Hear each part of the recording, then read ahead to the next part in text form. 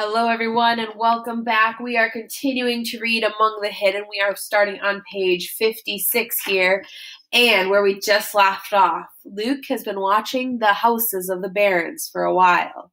He is basically 100% sure that there is another person, possibly another child like him, that's in that house.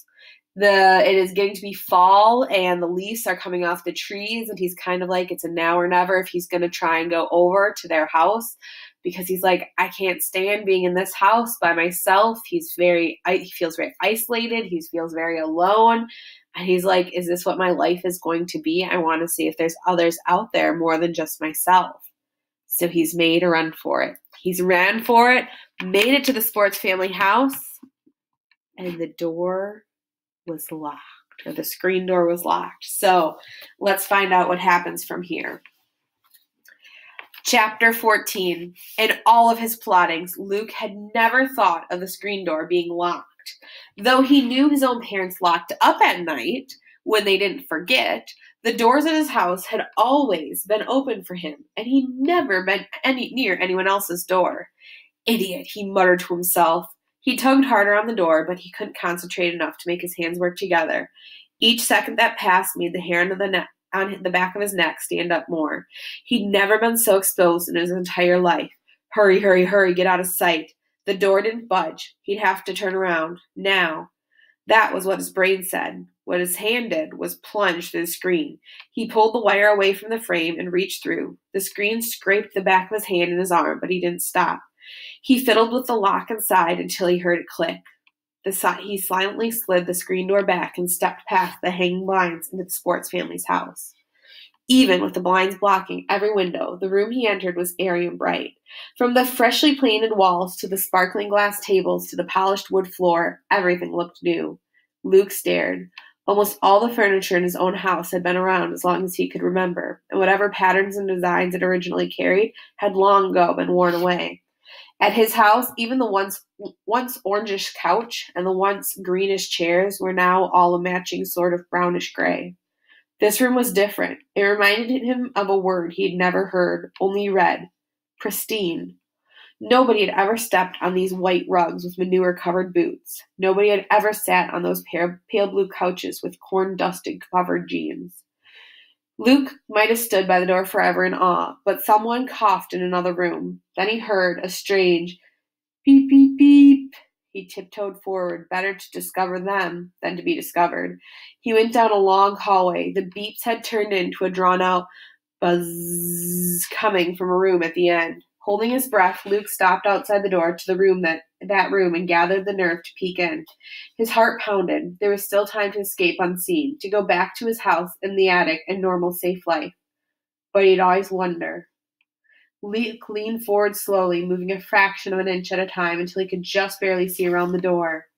Inside the room was a chair and a desk, and a big apparatus that Luke vaguely recognized as a computer. And at the computer, typing away furiously, sat a girl. Luke blinked, thrown off. Somehow he'd never thought about the Sports family third child being a girl. She was mostly facing away from Luke, and she wore jeans and a gray sweatshirt not much different from what the Sports family brothers always wore. Her dark hair was almost as short as Luke's, but there was something about the curve of her neck, the tilt of her head, the way her sweatshirt clung or didn't cling to her body. All of that made Luke certain she wasn't like him. He blushed. Then he gulped. The girl turned her head. Luke croaked. Before he had a chance to think of another word, the girl was across the room and had knocked him down.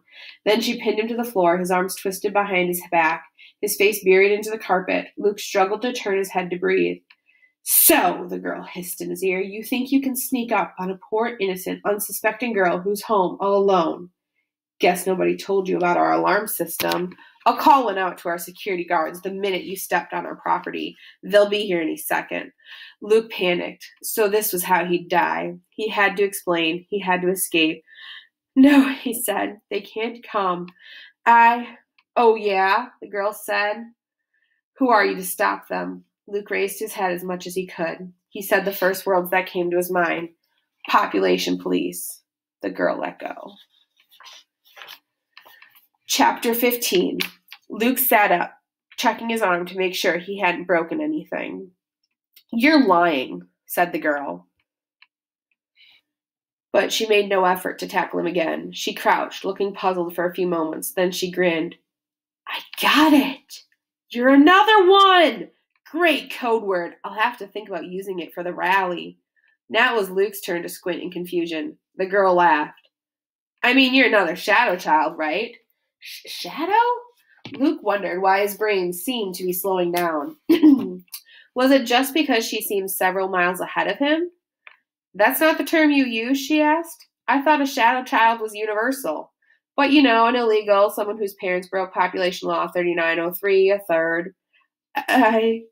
Luke couldn't bring himself to confess.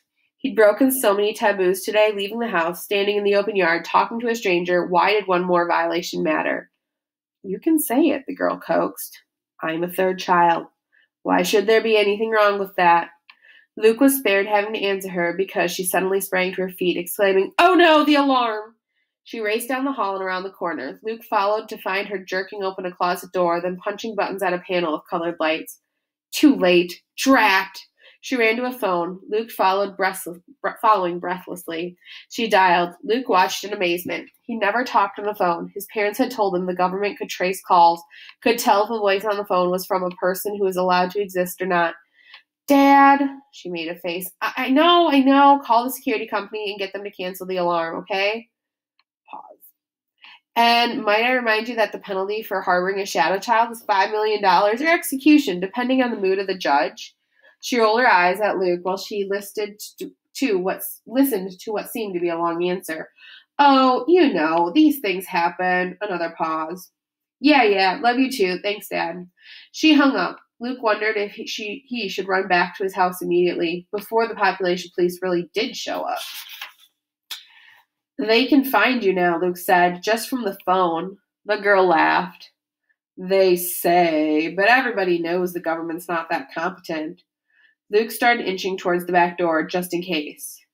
"But there really was an alarm?" he asked. "And you have security guards?" "Sure. Doesn't everyone?" The girl took another look at Luke. "Oh, maybe not." She winced apologetically as soon as she said that. Luke decided to ignore the insult. "Do the security guards know you're here?" he asked. "Of course not," the girl said. "If they came, I'd have to hide. Personally, I think my family just has the alarm system to make sure I stay in the house. They don't know I can disable it, but—" She gave him an evil grin. "I set it off sometimes, just for fun." "That's fun?" Luke asked. He thought another third child would understand him, be just like him. This girl wasn't. "Aren't you scared the guards might find you?" "Not really," the girl shrugged. "And see, doing it on purpose every now and then helped us today. My dad didn't really even ask why the system needed to be stopped. He just thought it was me making trouble again." In a twisted way, she kind of made sense, but trying to figure everything out made Luke's head hurt. He glanced towards the door. If he could just get safely home, he'd never complain about being bored again. Here he felt as baffled as Alice in Wonderland from one of the old books in the attic. Or he remembered something he'd read in a nature book. Maybe he was like the prey of a snake that hypnotized its victims before it ate them. He didn't think the girl would hurt him, but she might keep him confused and fascinated until the population police or the security guards or someone else arrived. The girl saw where he was looking. "Am I scaring you?" she asked. "Shadow kids can be so jumpy. You're safe, How about if we start over? Would you care for a seat? What's your name anyway?" Luke told her. "Nice to meet you," the girl said, shaking his hand in a way that made him feel like she was kind of making fun of him. Then she led him to sit down on a couch in the room she'd first entered. She perched beside him. "I'm Jen. Really, it's Jennifer Rose Talbot." "But do I look like a Jennifer?" She shook her head and spread out her arms as if Luke should understand something about her rumpled sweatshirt and messy hair. Luke frowned. I don't know," he said. "I don't know any Jennifers, just Matthew and Mark and Mother and Dad." He knew his parents' real names were Edna and Harlan, but he wondered if he shouldn't keep that secret, just in case. Probably he shouldn't have even mentioned Matthew and Mark. But he was surprised into it, thinking suddenly about how there was a world full of people outside his house, with a world full of different names he'd never heard of. The girl said. Then I have to explain. A Jennifer is supposed to be like really girly and prissy, so the joke's on Mom. She wanted some frilly little girl. She could put a lacy dress and sit in the corner. Like a doll. She paused. Are Matthew and Mark your older brothers? Luke nodded. So you've never met anyone outside your immediate family? Luke shook his head no. Jen looked so amazed. He felt he had to defend himself. And you have? He asked, with almost the same taunting voice he sometimes used with Mark. Well, yeah, she said. But you're a third child too, Luke protested. A shadow child, right? He suddenly felt like he might be easy to cry if he'd let himself. All his life he'd been told he couldn't do everything Matthew and Mark did because he was the third child. But if Jen could go about freely, it didn't make sense. Had his parents lied? Don't you have to hide? He asked. Sure, Jen said. Mostly, but my parents are very good at bribery. And so am I, she grinned wickedly. And then she squinted at Luke. How did you know I was a third child? How did you know I was here? Luke told her. Somehow it seemed important to start with the woods coming down, so it turned into a very long story. Jen interrupted frequently with questions and comments. So you've never been away from your house except to go to your backyard or barn? You stayed inside for 6 months? And, gosh, you must really hate these houses, huh? And then, when he got to the part about seeing her face in the window, she bit her lip. My dad would kill me if he knew I'd done that. But the mirrors were messed up, and Carlos bet me I didn't know what the weather was outside, and, huh? Luke said, mirrors? Carlos? Jen waved away his questions. Luke Gardner, she announced solemnly, you have come to the right place. Forget that hiding like a mole stuff. I'm your ticket out. Chapter 16. Want any more potatoes, Luke? Mother offered that night at supper. Luke? Her voice got more insistent. Luke? Luke jerked his attention back to his family. Mother was holding the bowl of mashed potatoes out to him. No, Luke said. No thanks. I've still got some. More for me, Mark crowed. Luke tuned them out again. He'd barely eaten his first serving potatoes. He'd been so busy thinking about his secret visit to the Sports family house. He couldn't believe he'd dared to go. Just the thought of his run through their yard made his heart beat fast. Remembering fear and pride, he'd really done it. And then meeting Jen was amazing. There was no other word for it.